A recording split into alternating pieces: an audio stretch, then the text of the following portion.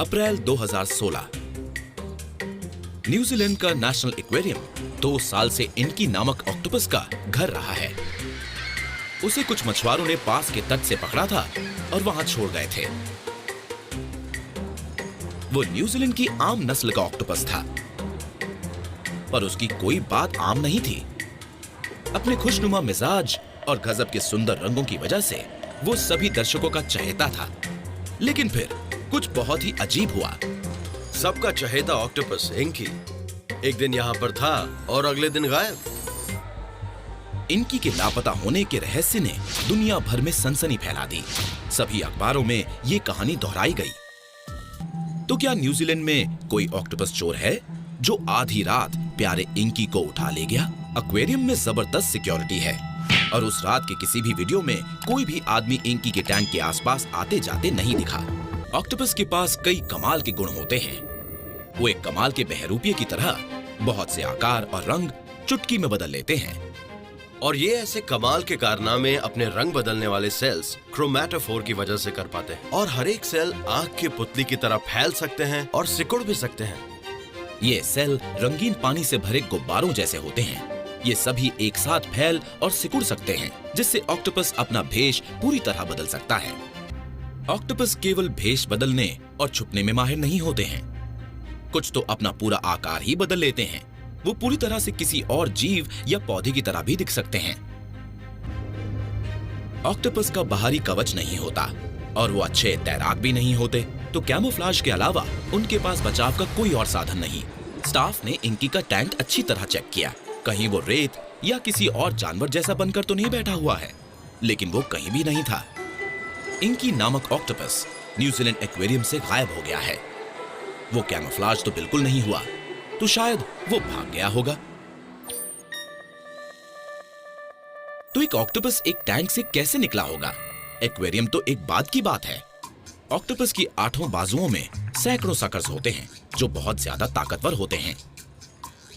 ये सकर्स जकड़ने के लिए पानी के दबाव को इस्तेमाल करके एक पानी से भरा सील बंद चेंबर बनाते हैं। तो इन चिपकने वाली बाजुओं के लिए एक टैंक की कांच की दीवार मुश्किल पैदा करेगी। ऑक्टोपस बहुत ही संकरी जगह में से सिकुड़कर निकलने में माहिर भी होते हैं। अब इंकी के टैंक पर एक ढक्कन तो था, लेकिन अगर वो गायब होना चाहे तो ढक्कन शायद काफी नहीं होगा। किसी पाइप या ढक्कन की छोटी सी दरार में भागने का रास्ता ढूंढना इसके लिए कोई मुश्किल काम नहीं होगा। ऑक्टोपस तैरते मॉलिक्यूल्स के जरिए गंध को महसूस करते हैं। फर्क सिर्फ इतना है कि वो हवा के बजाय समुद्र के पानी में है। ऑक्टोपस में गिल्स होते हैं, तो वो सांस पानी में ही ले सकते हैं। और जब तक उनकी त्वचा में नमी बनी रहती है, वो पानी के बाहर भी कुछ मिनट तक जिंदा रह सकते हैं। लेकिन इंकी आखिर जा कहां सकता है? स्टाफ को लगता है कि कभी बीच रात में वो कुछ ढूंढने निकल गया हो। फोटोज में उसके भागने का रास्ता भी दिखता है।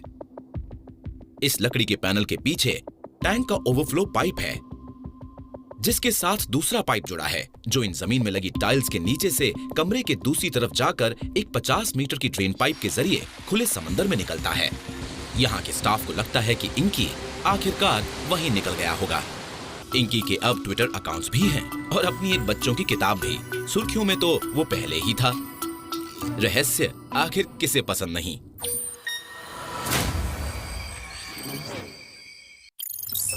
सॉन्ग बर्ड्स अपनी आवाजों के लिए प्रसिद्ध हैं, पर एक ही आवाज ने वैज्ञानिकों को सदियों से चक्कर में डाल रखा है। ये ऐसा कैसे करती है? एक्वाडोर के घने जंगलों में एक छोटी सी सॉन्ग बर्ड एक पुरानी कहानी की स्टार है। वो एक अनोखी तकनीक के साथ आवाज निकालती है। अब आप ये देखने वाले हैं कि क्लब विंग मैनेकिन सिर्फ 1/3 सेकंड में कितनी हरकतें कर सकती है। देखिए, 1 2 3 4 5 6 7 8 9 10 11 12 13 14 और अब भी हरकतें चल रही हैं। वो अपने पंखों को 37 बार उठाकर जोड़ती है, वो भी सिर्फ 1/3 सेकंड में। तो क्या मैनेकिन अपने पंख इतनी तेजी से फड़फड़ा रही है या ये धुन निकाल रही है? इस मैनेकिन की पिच करीब 1500 की है, तो ये जरूर 1500 अलग अलग वाइब्रेशंस होने से बनती होगी। कई कीड़े आपस में बात करने के लिए हाई पिच आवाज निकालते हैं, जिसे चिरप कहते हैं। वो ऐसा अपने शरीर के हिस्सों को बहुत तेजी से वाइब्रेट करके करते हैं, जितना उनकी मांसपेशियां भी नहीं हिल सकती। पर कैसे? क्रिकेट्स भी अपने शरीर के हिस्सों को रगड़कर आवाज निकालते हैं। वो ऐसा एक पंख को दूसरे पर रगड़कर करते हैं। इससे बहुत ऊंची फ्रीक्वेंसी की एक साउंड वेव निकलती है और उसी से ये ऊंची पिच की धुन। क्लब विंग मैनेकिन अपने पैरों से ये धुन निकालती है। सवाल ये है कि क्या ये कीड़ों वाली तकनीक का उपयोग करती है? पक्षियों का शरीर कीड़ों की तरह सख्त नहीं होता। उनके पंख होते हैं जो नरम होते हैं। तो क्या क्लब विंग्ड मैनेकिन के पंख अलग तरह के हैं? इसके पंख देखने में तो औरों से अलग ही लगते हैं। पंखों का ये प्रमुख भाग प्राइमरी फेदर्स कहलाता है और ये अंदरूनी भाग सेकेंडरी फेदर्स का होता है। मैनेकिन के ये अजीबोगरीब पंख असल में अंदर वाले सेकेंडरी फेदर होते हैं। हर बार जब मैनेकिन अपने दोनों पंख साथ टकराती है तो प्लेक्ट्रम उसके सख्त दरारों वाले पंख पर पहले नीचे और फिर ऊपर की तरफ चलता है और इन उभारों पर स्ट्रम करते हुए वो पंख को वाइब्रेट करती है। क्या ये इतनी तेज वाइब्रेट कर सकती है कि ये 1500 की ऊंची फ्रीक्वेंसी तक पहुंच सके, जो कि इस पक्षी की पिच की फ्रीक्वेंसी है।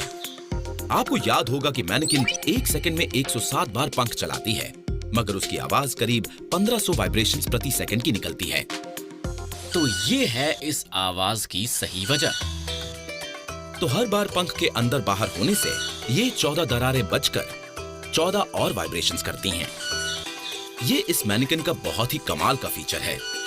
लेकिन इस एक ध्वनि निकालने के लिए उसे इतने कॉम्प्लेक्स सिस्टम की क्या जरूरत है?